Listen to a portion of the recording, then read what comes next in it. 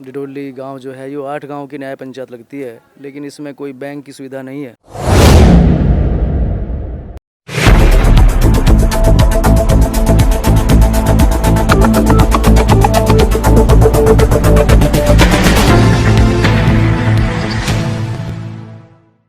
नमस्कार, मैं अब्दुल बासित। आप देख रहे हैं लास्ट लाइन न्यूज़। आज हमारी टीम मौजूद है यहाँ पर डिडोली गांव के अंदर, जहाँ पर हम भूदेव सिंह जी के पास बैठे हुए हैं। डिडोली गांव यूँ तो बहुत अच्छा, बहुत खूबसूरत गांव है और यहाँ के जो प्रधान प्रत्याशी हैं वो बहुत समझदार हैं, पढ़े लिखे हैं, सभ्य हैं और इनके क्या चुनाव के मुद्दे रहेंगे वो हमसे इनसे जो है जानने की कोशिश करेंगे। सर नमस्कार, स्वागत है आपका लास्ट लाइन में। जी सर, नमस्कार। सर जैसे जो है नॉर्मली जो भी मुद्दे होते हैं चुनाव लड़ने के, तो आपके क्या डिडोली की खुशहाली के लिए क्या मुद्दे हैं आपके पास?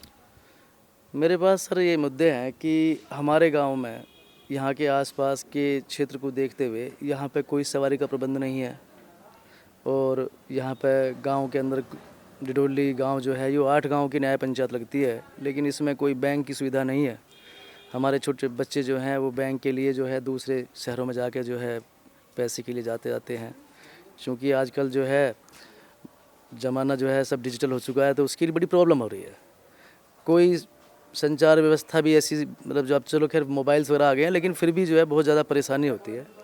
और जो हमारे बच्चे हैं गांव के, उनके लिए कोई खेल का मैदान नहीं है और स्कूल में जो हमारे जो बच्चे हैं उन्हें सिर्फ प्राइमरी पाठशाला के अलावा कोई इंटर कॉलेज नहीं है और यानी कि एक विकास की जो कार्य होने चाहिए वो यहाँ पर नहीं है। नहीं, जैसे आपने जो है स्कूल का बताया कि भाई स्कूल नहीं है यहाँ पर या बड़े स्कूल नहीं है, तो उसके लिए कुछ आपने कुछ प्लान सेट किया है कि हाँ भाई आप प्रधान बनने के बाद इसी तरीके से जो है यहाँ की इस योजना को जो सरकार तक आगे बढ़ाएंगे या वहाँ से जो है जो भी फंड होगा उसके लिए इशू कराएंगे? कुछ ऐसा प्लान बनाया है आपने? जी बनाया, मैंने प्लान बनाया है। मैंने जो है अपने गांव के लिए जो जैसे खेल क्रीड़ा स्थल के लिए जो है अपने जो हमारे विधायक हैं या हमारे एमपी हैं उनके पास जाके उनके सामने अपने इस गांव की समस्या को रखेंगे और उनसे जो है मतलब निवेदन करेंगे कि भाई हमारे यहाँ बनाया जाए। अगर वो नहीं सुनते हैं तो उसके लिए हमारे जो चीफ मिनिस्टर हैं योगी आदित्यनाथ जी, उनसे जाकर रिक्वेस्ट करेंगे, क्योंकि आजकल तो सीधे जो है हम उनसे डायरेक्ट मिल सकते हैं, उनसे बात कर सकते हैं और जो योजनाएं हमारे मतलब जो है गाँव के लिए आजकल जो सीधे आती हैं, जो जिनसे हमारे गाँव वंचित रह जाता है, उनके ऊपर काम करने की कोशिश करेंगे। अच्छा, यहाँ पर जो यूथ जो है उनके लिए नौकरी वगैरह का हिसाब किताब है?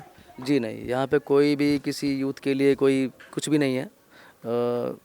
मेरे ख्याल से ज़्यादातर हमारे गांव की जो यूथ है उसकी लगभग 75% जो है बच्चे जो हैं आजकल पढ़ लिखने के बाद जो बेकार फिर रहे हैं।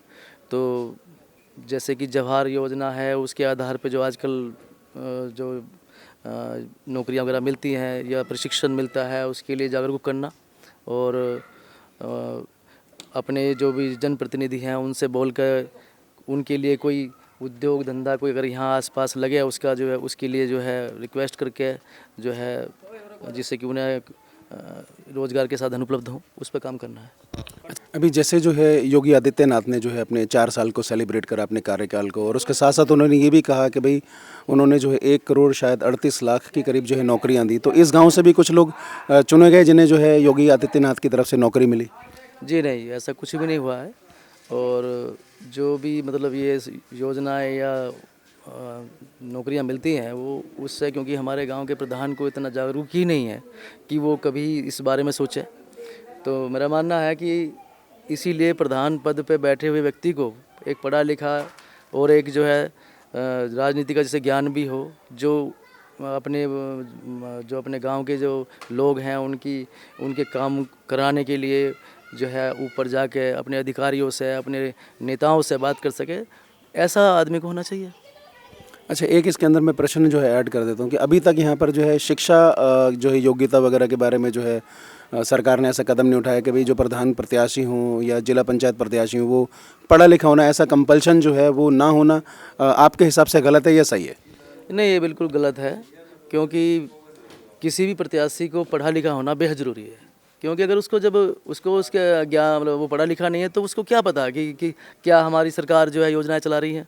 और इसी कारण क्या होता है कि सरकार जो योजना चलाती है उससे लोग वंचित रहते हैं, और उसके बाद इसी वजह से जो है सरकार बदनाम होती है कि कुछ काम ही नहीं होता।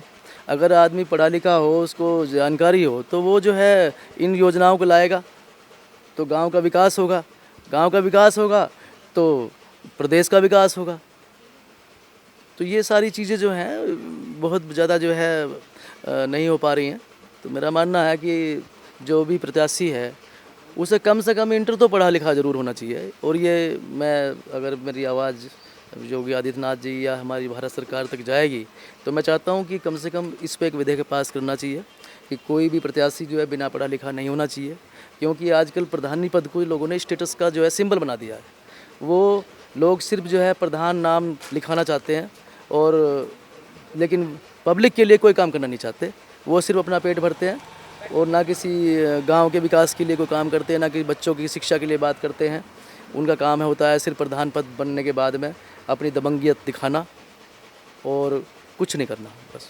अच्छा, हम आपके जो डिडौली गांव के अंदर घूमे भी थे, 2-4 लोगों से हमने पूछा तो उन लोगों को जो है पेंशन की बहुत ज़्यादा शिकायत है कि यहाँ पर पेंशन वगैरह किसी को नहीं मिलती है, जो बूढ़े लोग जो हैं यहाँ पर। जी, यानी ये सच्चाई है।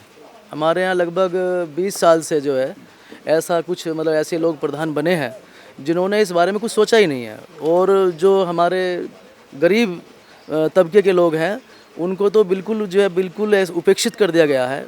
और पेंशन की तो बात छोड़ो, या उनको जो राशन भी जो है ठीक से नहीं मिल पाता है, उनके अगर राशन कार्ड नहीं बन पाते और उनके बारे में कोई लोग सोचता ही नहीं है। अच्छा, जैसे जो है यहाँ पर पुराने प्रधान वगैरह बने तो उन पर भी लोगों ने विश्वास करा, और ऐसा क्या आप जो है अपनी जनता को संदेश देना चाहेंगे जो वो आप पे विश्वास करे और आपको जो है जिताएं? मैं अपनी गांव की जनता से कोई यही संदेश देना चाहता हूं कि कम से कम जब आप प्रत्याशी चुन रहे हो तो आप उसको जो है जानें, अच्छी तरह से जानें। अगर आपको लगे कि वो प्रत्याशी तुम्हारे लिए सही है तो उसे चुनें। किसी की शराब पीकर या कुछ खाकर वोट ना दें।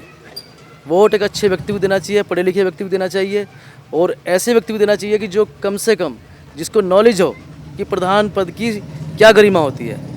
प्रधान पद पर बैठकर अगर उस गरिमा के अनुसार काम नहीं करता है तो ऐसे व्यक्ति को कभी ना चुनें। ये मेरा जो है संदेश अपने गांव की जनता को और या अपने प्रदेश की जनता को देना चाहता हूँ। बहुत बहुत धन्यवाद सर, आपने लास्ट लाइन के सामने अपने विचार रखे। ठीक है, धन्यवाद सर।